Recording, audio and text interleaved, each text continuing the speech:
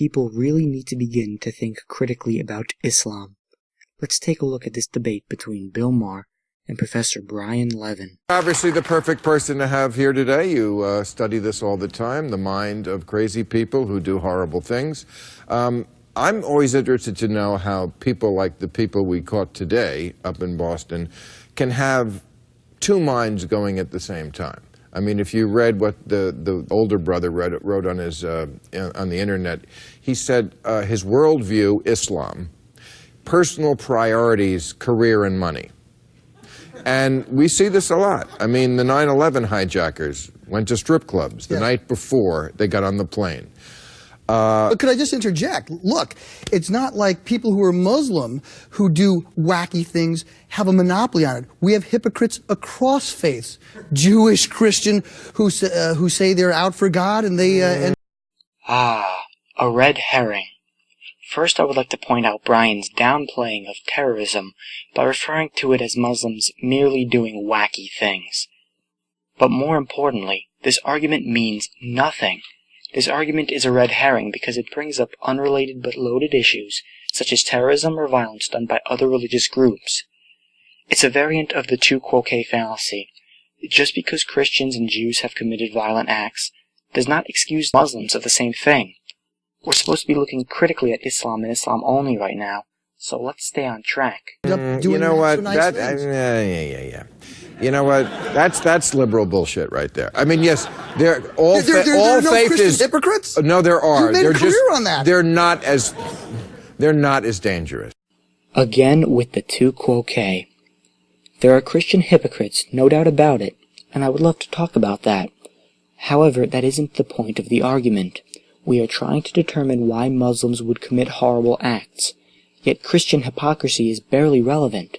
Stop distracting us. I mean, there's only one faith, for example, that kills you or wants to kill you if you draw a bad cartoon of the prophet. There's only one faith that kills you or wants to kill you if you renounce the faith. An ex-Muslim is a very dangerous thing. Talk to Salman Rushdie after the show about Christian versus Islam. So, you know, I'm just saying, let's keep it real. Sounds like a great idea. I wish more people would do this. But real. Well, I guess I have a girl for you, Pam Geller, you could maybe meet. Again, more irrelevancy. Does this guy actually have an argument? Or is he so convinced of his premise that he didn't bother to check it with actual facts? No, I really disagree. I don't know what that means. Well, she's an Islamophobe, but... Shut your mouth, you bigot. This is a typical tactic of the regressive and extreme left. Just because somebody has critical views of Islam does not mean those views come from prejudice. This is an ad hominem attack. It's quite possible to criticize Islam based on facts and Quranic scripture, but Brian's argument implies that you can't criticize Islam without having an irrational fear or phobia of it. I'm not an Islamophobe. That's wrong. I am a truth lover. All religions are not alike. As many people have pointed out, the Book of Mormon, did you see the show? No, it's hard to get tickets. Okay. Can you imagine if they did the Book of Islam? Could they do that? There's only one religion that threatens violence and carries it out for things like that. Could they do the Book of Islam on Broadway? Possibly so. No, they couldn't. And may I point out his hesitancy in saying that. He wouldn't have hesitated if there weren't any problem. But possibly so. Tell me what color the sky is in your world. Here's my difficulty with your premise here, Bill, and that is, look at how religions over history have had things done in their name that have been terrible. He's doing the exact same thing over and over again. Are we talking about other religions or not? Bill calls him out on it right here. Absolutely. Right. But we're not in history. We're in 2013. Right. But what I would tell you... You're right. During the Middle Ages, I would say Christianity was the bigger problem. This is a very Christopher Hitchens thing that Bill just said. If you don't know who Christopher Hitchens is, I highly recommend you look him up. If I may, though, you are making an error in that Islam has over 1.4 billion adherents. There's a heterogeneity to it. Are there extremists who are horrible people who would slit your throats? Yes, but there are also folks that are fine, upstanding people. Of course. I'm very worried that you have a national audience where we're promoting Islamic hatred. Most importantly, we are certainly not promoting Islamic hatred in any sense. This is a total straw man argument. Nobody said anything disparaging about Muslims. He said that Bill is making an error and that Islam has roughly 1.4 billion followers. But ironically, this is Brian's own error. This is the snow job fallacy, otherwise known as the information bias. He's using the impressive statistic that there are 1.4 billion Muslims in the world, and that the world is not destroyed, to prove that Islam is peaceful. It is quite possible that the religion of Islam is actually horrible, but many Muslims themselves are not horrible people, perhaps due to a number of different factors. No, you're wrong about that. And you're wrong about your facts. Now, obviously, most Muslim people are not terrorists. Something that most everyone would agree with.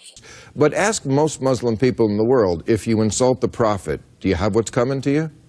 It's more than just a fringe element. I disagree with you. I think what you're wrong. Well, I'll never be invited back. No, you're invited back. We like debate here.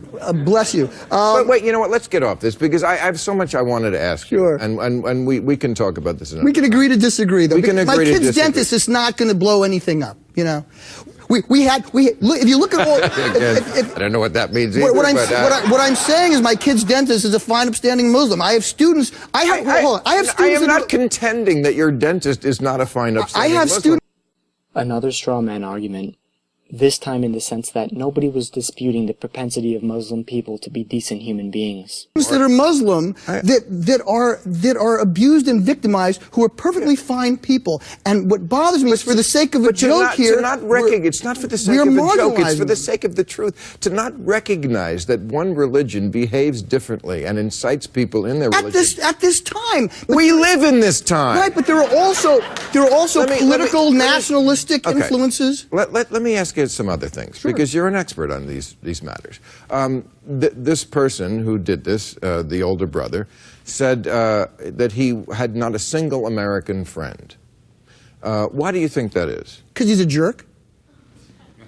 This is the most welcoming country in the world. You go to France, you go to England, and look how they marginalize their immigrant communities. We embrace them. Maybe instead of blowing up people, he should have tried to meet the Chinese student who is a student over in Boston. Oh, good. We agree on something. Yes, absolutely. I don't know anything about the Chinese student in Boston, but that's probably not particularly relevant. The debate ends here, and it's pretty clear that Bill Maher has won. Brian's argument consisted of red herrings, tu quoques, straw mans, ad hominems, information biases, and many more. I think the worst part of this video is that it's a reflection of many people's views of Islam, an a priori argument. An a priori argument is one in which the arguer decides on a thesis and then looks for facts to back it up. But it should be the other way around. We should be using facts to determine our thesis. This happens because people have been told that Islam is a religion of peace, and they like that concept. I mean, who wouldn't? They then look for information after the fact to defend their argument, but that prevents them from hearing out the other side. Despite all the facts that may contradict them, they simply know that their argument is correct, because that's what they have been told.